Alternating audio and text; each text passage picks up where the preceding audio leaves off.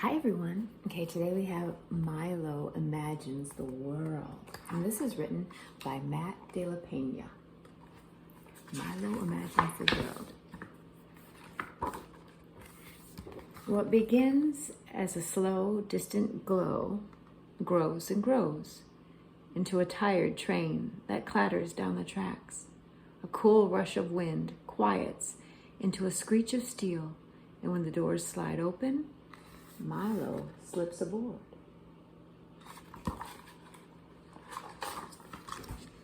The train bucks back into motion as he and his sister squeeze onto bench seats. The whiskered man beside Milo has a face of concentration. A businessman has a blank, lonely face. The wedding-dressed woman near the far door has a face made out of light, while the dog peeking out of her handbag has no face at all, just a long, lolling tongue. These monthly Sunday subway rides are never-ending, and as usual, Milo is a shook-up soda. Excitement stacked on top of worry, on top of confusion, on top of love. To keep himself from bursting, he studies the faces around him and makes pictures of their lives. At a downtown local stop, the whiskered man folds up his crossword and hurries off the train. Milo imagines him trudging through brown mountains of slush. It's a 5-flight climb to his cluttered apartment, where he's greeted by mewling cats and burrowing rats. Parakeets tweet songs of longing as the man sips tepid soup, hunched over a game of solitaire. Late that night, the door to the parakeet cage mysteriously falls open, and the cats gather on the cold sill to watch the birds fly free above the city.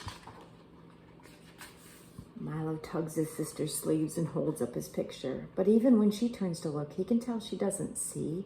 She's a shook-up soda, too. A boy in a suit boards the train with his dad. His hair is a perfect part, and there's not a single scuff on his bright white nights. Milo imagines the clop, clop, clop of the horse-drawn carriage that will carry him into his castle. Imagines the clink, clink, clink of the guards slowly lowering the drawbridge. Across the human-made moat, the boy is met by a butler, 2 maids, and a gourmet chef offering crust-free sandwich squares. Milo flips to a fresh page at a bustling midtown stop. When the wedding-dressed woman strides off the train, a band of street performers launches into "Here Comes the Bride," and everyone on the platform stops and cheers. Milo imagines the grand cathedral ceremony where the couple will be pronounced husband and wife. Imagines the groom whisking his new bride to an awaiting hot air balloon where the pilot loads them in with blankets and blasts the heat. And up they go, hand in hand, beyond the concrete walls of the city, into the infinite blue. Milo holds up this picture too, but his sister shoos him away.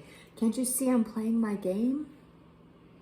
He watches her thumbs bang around her smudged screen, then turns back to the boy in the suit. They lock eyes for a few long seconds, and suddenly it feels like the walls are closing in around Milo. The spell is broken when a crew of breakers bounds onto the train announcing, "Y'all ready for a show?" Several curious faces look up as the beat drops, and now the girls are walking up walls. They're whirling around poles, they're backflipping over shopping bags. When the train pulls into the next stop, they collect a few dollars and scramble for another car. Milo imagines them going from train to train, doing their act as everyone watches. But even after the performances are over, faces still follow their every move when they walk down the electronics aisle at the department store. When they cross into the fancy neighborhood, Milo really doesn't like this picture, so he puts away the pad and turns to his reflection in the window. What do people imagine about his face? Can they see him reciting his volcano poem to the class? Can they hear his mom's soothing voice reading him a bedtime book over the phone? Can they smell the chilly Colorado bubbling in a pot in his auntie's apartment near the cemetery?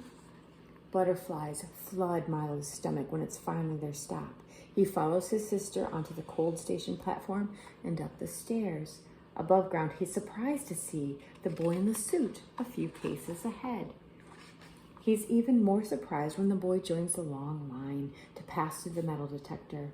Milo's sister suddenly bends to give him a hug. "I didn't mean to snap at you," she says. She takes his hand, adding, "You have your picture ready?" He nods, feeling the warmth of her fingers. As they slowly shuffle forward, Milo studies the boy in the suit, his dad rubbing his thin shoulders, and a thought occurs to him. Maybe you can't really know anyone just by looking at their face. Milo tries to reimagine all the pictures he made on the train. Maybe he could have done it like this instead. Or this. Or this. Milo's chest fills with excitement while he spots his mom through the crowd. His sister rushes to give her a hug before pulling Milo in too. And it's in this tight tangle of familiar arms that he feels the most alive. When they separate, Milo flips through his pad until he finds the right picture. "I made this for you," he said, holding it up, and he watches for the smile he hopes will spread across his mom's face.